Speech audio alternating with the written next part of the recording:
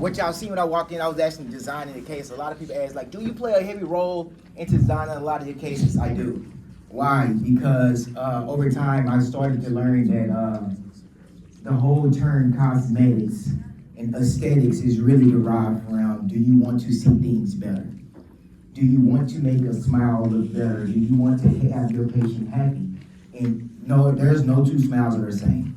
I know a lot of people, they design cases and they'll tell you like a very intricate details goes in a lot. A little about me, I went to Texas A&M Baylor College of Dentistry. Woo! No. Not at all. You said, what did you say, Jerrett? Wrong school. Whatever.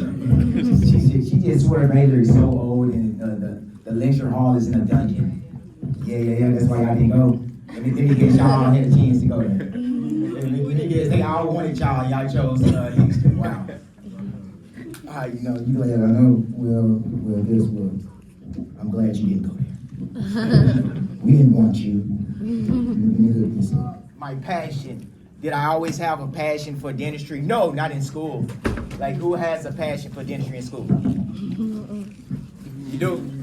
You starting early. He's in first year. Oh, your first year? Okay, understands. His passion's gonna leave this semester. It's gonna leave this semester. But I can tell you, once you actually start getting to treat patients, there's a learning curve, and the learning curve comes from how is my patient gonna react to me touching them. I remember my first crown prep. It was so horrible, like literally horrible, that I just really finessed it. I didn't know what I was doing. I didn't know I wanted to be a dentist until I graduated dental school. That's another story for that. But how did I get into dental school? Because God got me here. I always say God got me here. But my first crown prep, it was horrible. I still remember it. My friend Erica came over to that seat with me to assist me because I was like, man, I ain't working with nobody. I don't need nobody. I got this. It's easy. How hard it is to prep a crown? Because I've been practicing in the sim lab for 2 years. Man, my life changed when I was prepping, number 28. Man, that tooth was so like inclined, it was like a funnel. The same thing they don't tell you to do. It was like that. I was like, man, then I nicked adjacent teeth. Man, the instructor came over and butchered me. I was like, at this point moving forward, I got to take this a little bit serious because, man, that patient needed a root canal. But that is why it is so serious, right? It's easy to mess up now. So I was talking to Jazz like, wait, you refer out everything here? Like, yeah, even crown lengtheners, even perio, even we refer it out. Why? This is the easiest way to get your not portfolio, but your skills together. Cosmetic dentistry is a conglomerate of a lot, I don't know if I said the word right, but it's a conglomerate of a lot of skill set. Like a lot of skill set. I can show you a case, even this case right here. This case is exactly right here. But this case here, it was more so of, we had, a few years ago, I learned the pinhole technique from California, Dr. Chow.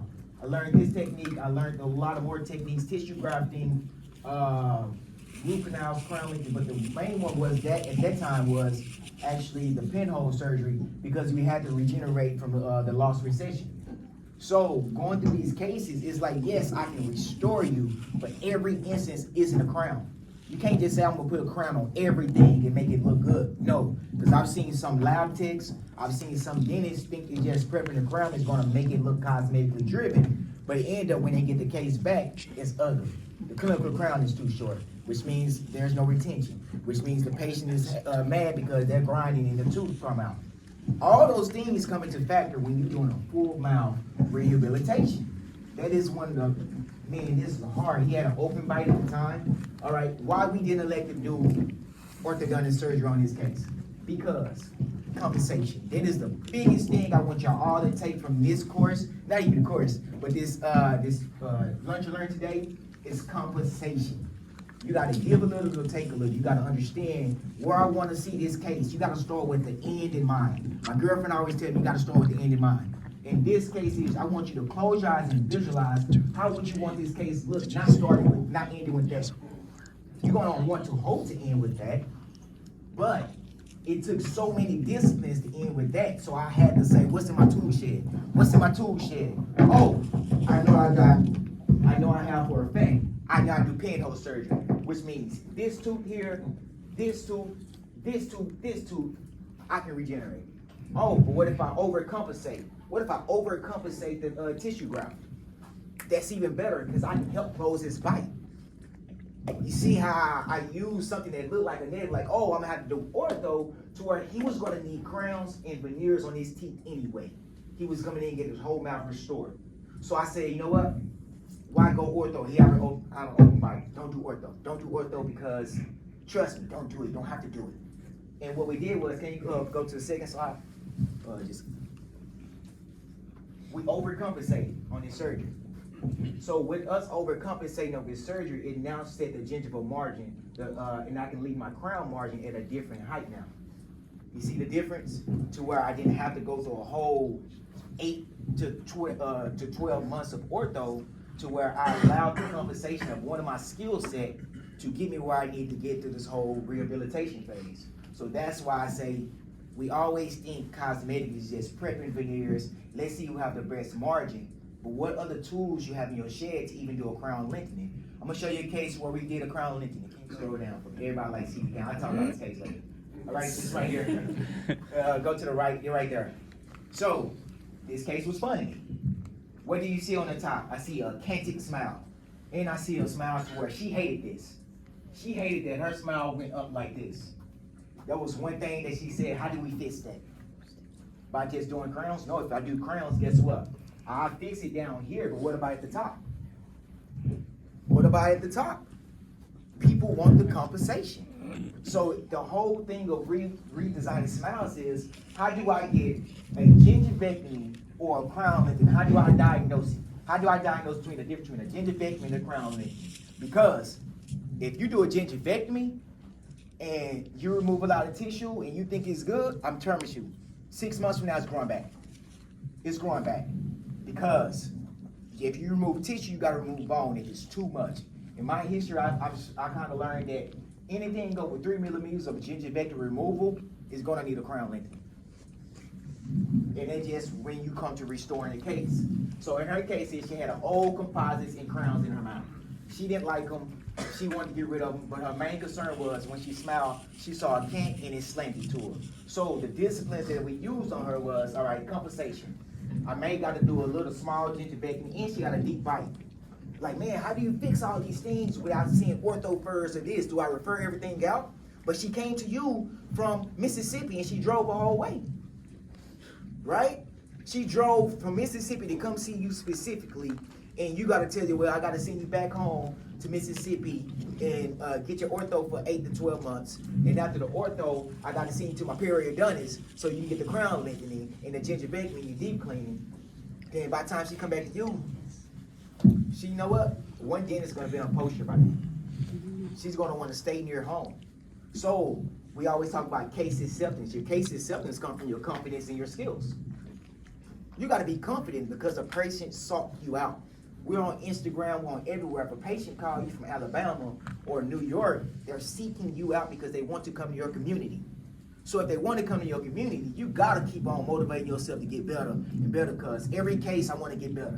Every case I look at, even this case I was impressed with, but I was like, all right, cool, what's next, but how can I make it better? How can I make it better? Because I have to challenge myself. Always have to challenge myself. So what did we do in this case? All right, cool. We elected to do crown lengthenings on 6 and 7.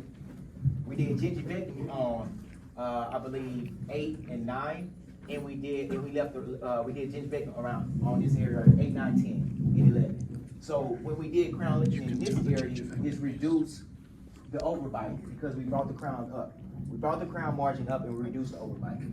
So what we did after that was we leveled off everything with the gingivectomy on this side. Once we leveled off everything, the deep bite is now gone. The cavity is gone.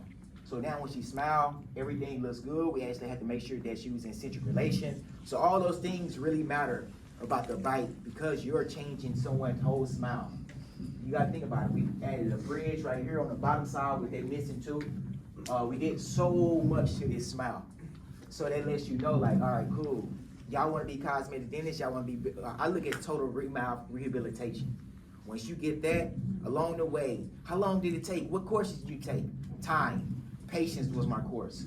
Patience. patience was my mind frame and patience was my course. I had to sit here and think about, because even when you go to these courses, they're gonna only give you enough. Right? They're not giving you or sitting down with you all day, going through 30 cases and prepping with you over your shoulder and teach you how to close cases. No, that comes through time. So as my patients came, I started seeing a level of difficulty increase every time I got better. And I started seeing patients like, oh, I want to get this done. Oh, I want to get an anterior implant. Oh my gosh, that is the hardest thing to ever accomplish. I'm telling you now, but that's part of the aesthetic zone, right? Anterior implants and part of the aesthetic zone. Do you know the numbers that goes along with anterior implants? Your papilla, interpapillar height has to be less than 4, or once you place the implant, it's going to drop at least 1 millimeter. Oh, you don't want that implant abundance showing through now. So, oh man, we were talking about implants, we go a different level. Not really placing them centrally, but placing them on a cingulum, so you can get everything from the zinc to come out and everything, so your communication skills, not only to your patient, but to your lab technician about the abutment size. All these things play a factor. You're like, man, that's a lot to learn. You're right. You're right, it is. So you're gonna let time learn it for you. Your failures, you're gonna have failures. I've had veneers cracked. I've seated a whole case and only to find out, dang, I was about to cuss. But it really was a damn moment that you go take the post-op x-ray and you see margins are open on 2 of your crowns. All they permanent cemented. Man, I'm in trouble. Damn, I gotta cut this crown off. So guess what I did? I learned laser dentistry. Right. That's what you're saying. The lasers can go through the crystals or cornea. Exactly. So you see how, nah, I ain't finna go back that way, because they came all the way from, this patient was actually from California. So they passed up so many dentists just to get to me, right? I can't let you leave looking like that, because if you go home and literally bite down on something, they'll say, oh, it's open margin. Now they talking. Right? Now they talking. So even if my associates do that, like, man, laser that off right now. So we laser it. We're not letting it leave house because we can actually fix it. So those disciplines build over time through your trials and error. So someone always tell me, who's your mentor? My pain. My pain is my mentor. Don't go back. Don't ever go back. Literally, it's always in your ear. You better not do that, because you remember last time, boy. Every time I have a case, oh, you can do this, but you better stop before you break that foul in the canal. Hey, y'all went fishing for a foul in the canal? Lord Jesus. Man, I'm telling you. Like dentistry, there are some great stories, but there are some horror stories, especially when you want to get associates under you. They're eager. I had one associate. I walked out the room. I told him to see 1 crown. 1 crown, 1 veneer. And I came back, the veneer was crooked. Lord Jesus, what are you doing? Go home, man. No, I'm serious. He wanted to go home after that one. No, he's serious. Because, it takes 2 seconds to make sure you look, see, and have that confidence to say it's not fitting right. But I know it fit right because I just did a try-in before I left the room. So I know it fit right. So it takes, do you care, bro? Do you care? No, that's what it comes down to. Because as the business side, because I asked a business question, it's on your shoulders. That is your name, your brand. It's on the door. So even if they said he did it, they went to you, because I came for you, Dr. Rose. I came for you. So yes, you're gonna literally start learning the ins and outs of being a dentist that serve your community and start knowing like, all right, cool. I can't wear my emotions on my sleeve. I can convince a patient that this teeth is so beautiful, but if I don't take her vision of what aesthetics look like as well as my vision, and this becomes a relationship or partnership together, it's not gonna be successful. I can tell you a lot of cases where I thought was beautiful and I argued the case down like, man, we use the best feldspathic veneer. This is what it is, and we use Light Plus on Avoclar system. Oh, you can't, they don't care about that. They don't. They care about, can you make me happy? Because I spent $30,000 with you. I spent $20,000, and this was my last. Everyone think I serve a lot of celebrities. Nah, I serve the community, people who save up their last. Like this is the burden, not even a burden, but this is the weight I carry, because a patient would come tell you, this is my last $10,000 and I believe that you can do this. And how are you gonna feel? It's game time now. Oh man, yeah, that 10,000 cool, but if I don't deliver on this case, I'm gonna feel bad. I'm gonna feel bad because you could have bought a house with it. You could have paid down your mortgage. So many variables go into place when, yes, it's cosmetic, but what are you thinking when you touch a patient? I always pray that the Holy Spirit move within me, because some cases be so hard. Like I'm telling you, some cases be so hard, and I do a lot of redos of other dentists. So it's like, oh, they're exacting. Y'all learned the term exacting? They exactly know what they want at this point. They know that they've been through a lot of gauntlets of dentists. Well, this dentist told me this. Well, this dentist didn't do this. Well, this dentist, well, I can't tell you what they dentist, because I don't talk bad about no dentist. I can't tell you what they mind frame was, what they was thinking when they was doing this. I can't tell you why they implant is too buckly and I can see the bleed through of the steel post. I can't tell you this, but I can tell you that it's gonna take a GBR bone graft and you might gotta remove that implant. Oh man, they just start asking you, they start fishing for terms so they can go back to that dentist and tell them what you said. You see why it's so important to have a good relationship, but watch what you say. Because now it's just this boom versus boom now between an ego battle between the dentists. Because patients don't know. They don't know. They just know like, oh, blah, blah, blah, blah, blah, something wrong. You did it, something wrong. This is what exactly they gonna tell back their other dentists. Well, this doctor said that this, so you have to watch your words and don't say anything bad about it. Because you don't want this war of egos to go between your profession and your counterparts that they seem to say, hey, you know what? No, I didn't tell them this. I literally told them this is, patients get things misconstrued, but at the end of the day, hey, restorability. When y'all think about restoring implants, they talk about the top-down method. Have you learned that a little bit? To where y'all start with the end in mind, right? You have to truly start with the end in mind, because your implant access hole means a lot. It's cool to place an implant. What if the implant burn out 2 years from now? It's on you. That patient comes back to you. Bone loss around the neck of an implant. Torque. All those things in position, malposition implants. Everybody want to place implants, but have y'all got the basis of restoring implants down? The basis of truly restoring implants. And it comes with numbers, and it comes with actually listen. You can listen to the numbers and you can read old science. But if you just out there on a whim, you're going to let your failures teach you.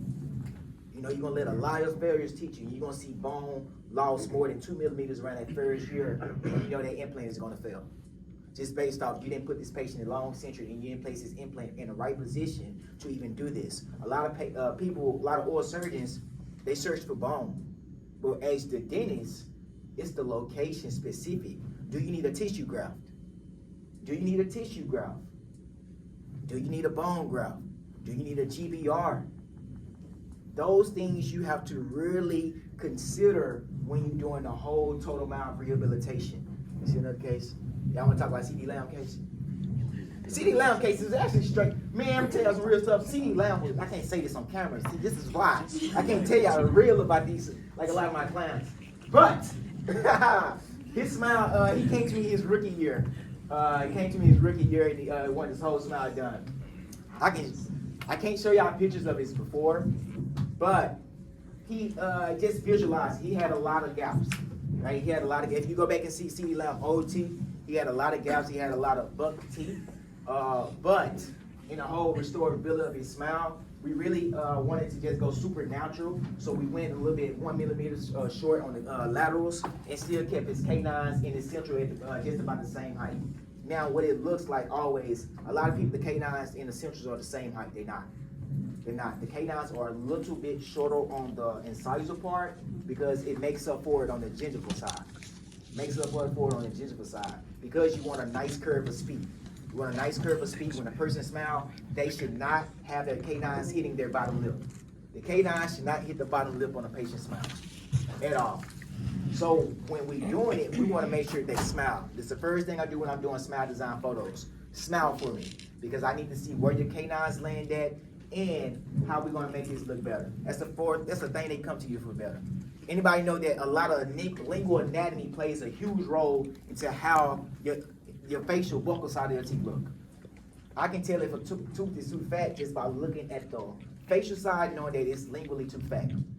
It's lingually too fat and something's going on in the back. So you'll start seeing a lot of dimensions that plays a part into why dentistry it is. So right now I am going to open the floor for just back and forth questions so we can just move along with this too as well. Any questions so far? Y'all ain't got no questions. Y'all gassy. So what is your workflow when you're doing these big cases? Like, do you use any digital technology? How do you do the temps and back and forth to the lab? Good question. So I have my lab in my office, right? We're fully digital, but I went to Baylor. Hey, yeah, that's what I'm talking about. We did a lot of yeah, you know what I'm saying? Boom, put the Baylor on y'all. Flex on them. Rose! But we did a lot of dental work, right? We did a lot of lab work. So when I was at Baylor, I actually wanted to set my whole office up in a bank like I was in dental school. So the same lab bench y'all have with lights and curing lights and everything with SIM technology, everything. So my workflow comes in, it depends on what you need. Now, in some cases, I may do shell temps. Y'all know what shell temps are? Yeah. Shell temps is what I was designing earlier if you came in earlier. So it's basically like an empty hole of teeth. All right, so if I'm working on a case, this is how I look. I have some videos out there on my Instagram where I'm designing chairside, and I design a whole case chairside for the patient. And if they elect to prep their case, let me see, go back down for me. I think this case right here, can you click on this? Yeah, I think this is the one that involved shell temps. This is a graphic. Nah, man, I see a lot of graphic stuff, man. Let me tell you something. In my office, man, I be like, God dang. Man, you be one saying in your head, like, how did this happen? But everyone has a story. So that's the most beautiful thing about it. They ain't letting us see it because it was a little bit too graphic. But so a patient came in from out of town. He needed implants, extractions, and a lot of things at that time, right?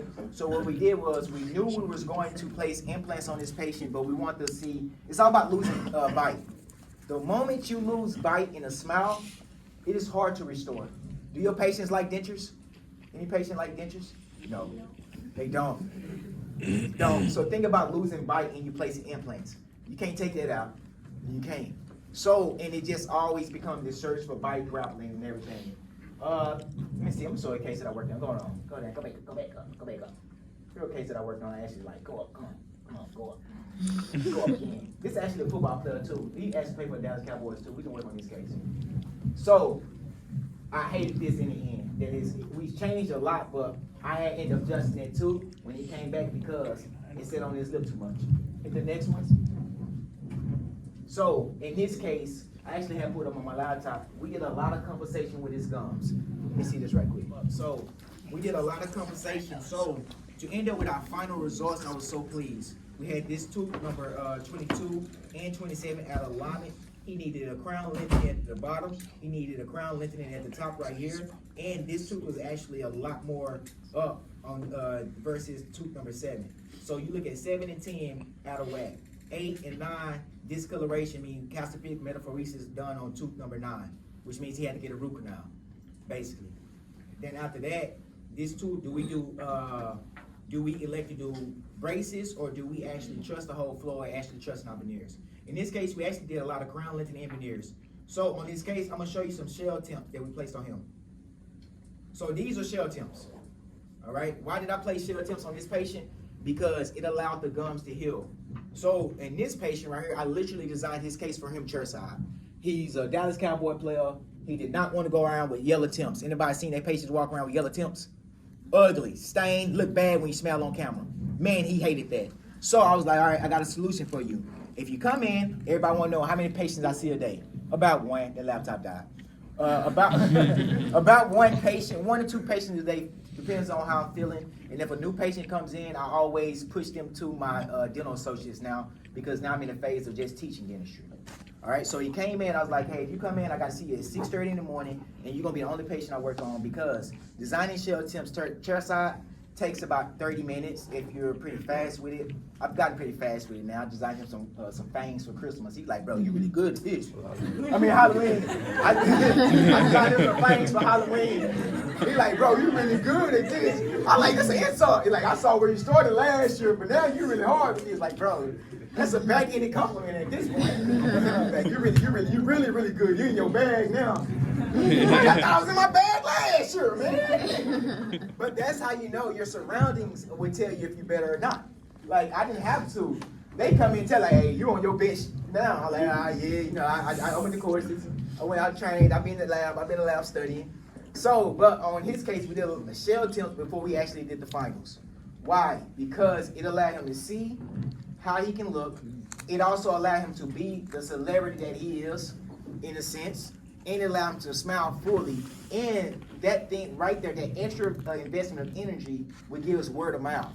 You don't really have to worry about marketing and promo when your patients know that, oh man, I went there and seen Dr. Rose, he designed my smile right in front of me, bro. That mug so dope, man. And he put a diamond gem on that thing. And man, now they telling about your story before they even leave their office. Like, yeah, bro, I'm getting my teeth done. They can smile. So y'all saw how he looked in the beginning. To go from that crown lengthening done the same day, gingivectomy done the same day, veneer preps done the same day, root canal done the same day, and he left in white. Yeah, I know this a lot of time. Huh? She's like, Lord Jesus. Yeah, when I work, I work.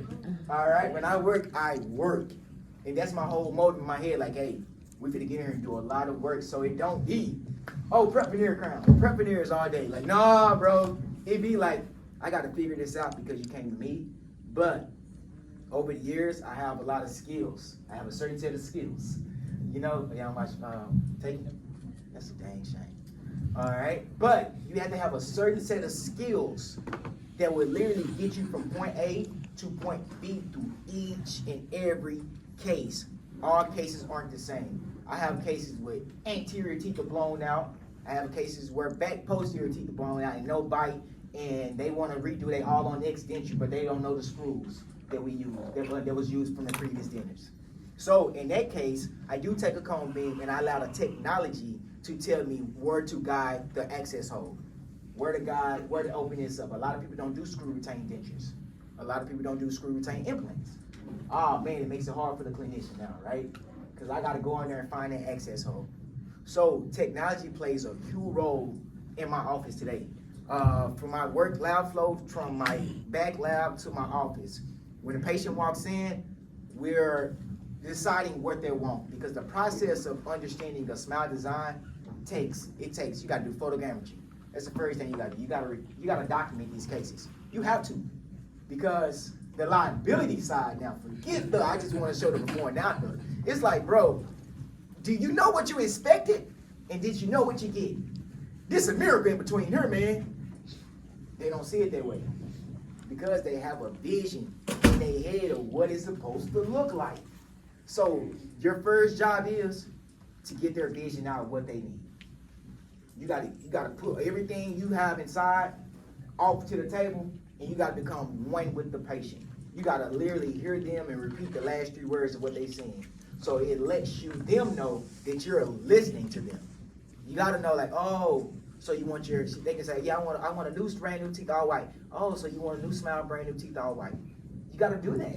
They need confirmation back that you're actually listening to them. Because half the time your patients don't know the dentist, haven't been to the dentist. I'm scared of the dentist, and the only time I've been to the dentist is when I was in pain. And now that you did this perio probe, this tooth now got an ache to it. All these things happen. All these things happen. So the first thing you gotta do is take photos, take scans, and literally start listening to the patient and start saying, all right, cool. It seems, small words like that they don't say, like, it seems like you wanted this. Now you're labeling what they want. You're putting yourself in their shoes instead of saying, okay, I think means it starts with you. But when you say it seems, it says that I'm trying to help figure out what you're labeling and put a name to it so I can go correct it with my skill set. So you see the difference in saying, I think what you want versus it seems like you're wanting this and I can't deliver on that. You want a magician. You want a magician and a mechanic at this point.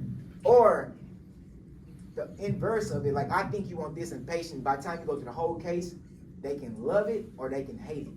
So I always have patients accept the treatment. Once you accept the treatment, that means we locked in. My clinic is a little bit different. All right? You gotta let me know you're really about that life. So I kind of require a 70% down payment. Oh Lord Jesus, where do people find the money? Right? Woo! That's why that pressure starts cooking the moment they sign a treatment plan and the moment they go pay. I'll be like, they pay for that? Oh God. Literally, because it becomes, I gotta deliver now. They just committed, which means you better be ready because they just committed. So now I'm searching, I'm Googling, I'm YouTubing. Why? Because dentistry advances every day. I don't care. Yeah, you can say YouTube is not up. I mean, it's up to part of me because I see so many dentists post their cases. I see so many researchers. I don't just use YouTube by itself. I couple it with research papers. Right? That's doing my research now. I got videos out there that is free. Not on PubMed, whatever they got us going through. It costs about $2 a month. Nah, I got my hands-on CE courses, well, eye contact CE courses, and I'm getting to learn the articles behind what they're doing, and I'm actually learning the dentists that I'm watching on YouTube at times. So I don't look at YouTube as a bad thing. I look at it as it's here as a skill because dentists love showing what they're doing. And if I can have my surgery skills look better, and I can go research the same documents they did and figure it out for myself and say, all right, cool. I'm more confident enough to try this technique. I'm confident enough to try this technique because I've researched it. I've written it down. I've diagnosed the case. I've done my homework. I've literally said, and I prayed. I've done everything along those steps of the way. So by the time it's ready to start the case, I'm ready. And sometimes it happens the same day. Because technology has advanced me to where I'm finally good now, according to my brother over there. You're really good at this. I am good enough to diagnose and design a case in front of a patient, which means my case acceptance, guess what? It goes up. It goes up tremendously that I can do this all in front of them and they can fly in one day and truly get a smile design. And either now it comes back to, do I want a 3D print or do I want to shell temp it?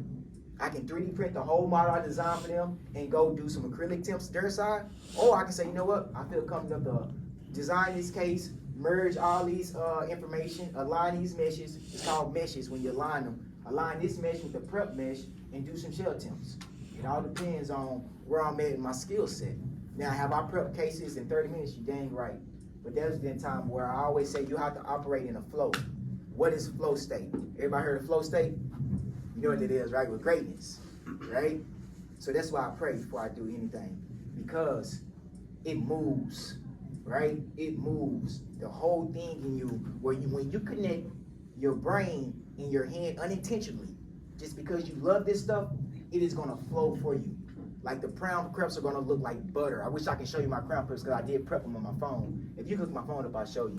But the crown preps look so beautiful when you operate in this state. Everything drowns out. Even when they come and say, hey, doc, you got a patient ready for you in another room, I'll be like, get Dr. Tilo on it, because all I hear is blue, blue, blue, blue, blue. Get Dr. Tilo. Let her go numb up. Let her take their case. All right, they want to see you. All right, I'll go stop by and see them in a minute. But let them take the case. Why? Because I'm in a zone. This patient just gave me $20,000 that goes to this community. It goes towards my doctors being able to learn. All right, I'm the type of guy that invests back into the community. So when a patient pays at the office, they know like, all right, cool, what type of technology we buying? What courses are y'all thinking about? What implant system will y'all want to get? Or did I do guided implant surgeries here? You know, with guided implant surgeries, you can actually, with a 3D printer, you can actually create your 3D, your scan file. Once you do that, once you create your, what's that called thing? I know you're listening. What's some things? Surgery guides. So we do our surgery guides in-house. So if a patient fly, we use our cone beam CT, and we do a surgery guide in-house. So once we place a surgical guide in the house, we're now using guided surgery kits. Y'all heard about a guided surgery kit? Makes your life a lot easier. No macho man here. I just want my patient to be happy and it's happening in efficient time. I'm all about efficient dentistry. All right, so everyone give a round of applause to Dr. Rose. Oh man, I can go all day then. This is the time for final questions, so we're good. All right, ready? So you said that you watch like dentistry on YouTube. Are there specific sites or like doctors or something that you like watch or would recommend? I Google procedures, Okay. right? Because I ain't gonna say I look to dominate every day, right? I look to dominate every day, which means how can I make myself better? And even after I finish a procedure, I go say, all right, cool, I did that surgery. Dang, I should have did this flap like this. Oh, I see how they laid the bed down on this surgery thing. And I go back and say, compare my skills. And I take pictures too as well. So I would just say, Google the procedure. And you'll start seeing things pop up. And the real reason why I took a lot of other pinhole surgery, perio techniques, because they really don't have those on there. You don't really see a periodontist telling their secrets. So you got to figure it out. I know you mentioned that you handle a lot of like high stakes cases. So how do you kind of handle disappointment or failure when it's that high stake a lot of the time? You revisit where it went wrong, right? It's just like seeing somebody say they didn't get treated fairly. All right, hold on, let's let's go back to the point to where you start feeling treated unfairly. So it's the same thing. Let's go back to the point to where we kind of lost that connection to where the case didn't go turn out. And at that time, they'll tell you that, oh, it's because my expectations was this. And don't get me wrong, Dr. Rose, they're beautiful, but this. And I'll be like, man, that was so hard to achieve. But I don't ever tell them to go back to their previous state. I can't. I always say, what can we do now? You know, because if I tell you, like, if I pull this up insult, if I say, look where you come from, look where you look like now, this is a million times better. They invested $30,000 to tell them that it's disheartening. Now they're going around and not really smiling, and it sucks to see that you did a patient smile and they not smiling in pics. That's an insult to a dentist. I just did your teeth and you're not smiling, you're not happy. Which means you're not coming up to show your teeth off. Even if I thought they was beautiful, if something in you still, they don't think these are beautiful, and now you feel like it's a waste. Worst thing you can do is accept somebody's money and it feels like a waste. So what I do in that instance, I ask them, let's go back to where we revisit that, and what can we do about it? If you're not comfortable enough accepting a new treatment plan, I do give a partial refund back. Because there's nothing I can do. And when they go to another dentist and they see what they did, they always inbox me like, damn, doc, I should have stayed with you. It happens a lot. It don't happen a lot, but I pray it will. Yes, sir, Dursky? Yeah, this one is more about you as a person, you know, because I see you got the swagger, like you are you. And in dentistry, they focus on being so professional that sometimes who you are as a person gets dulled down. How do you balance that, you know, having the swag of who you are and professionalism to where you don't lose yourself?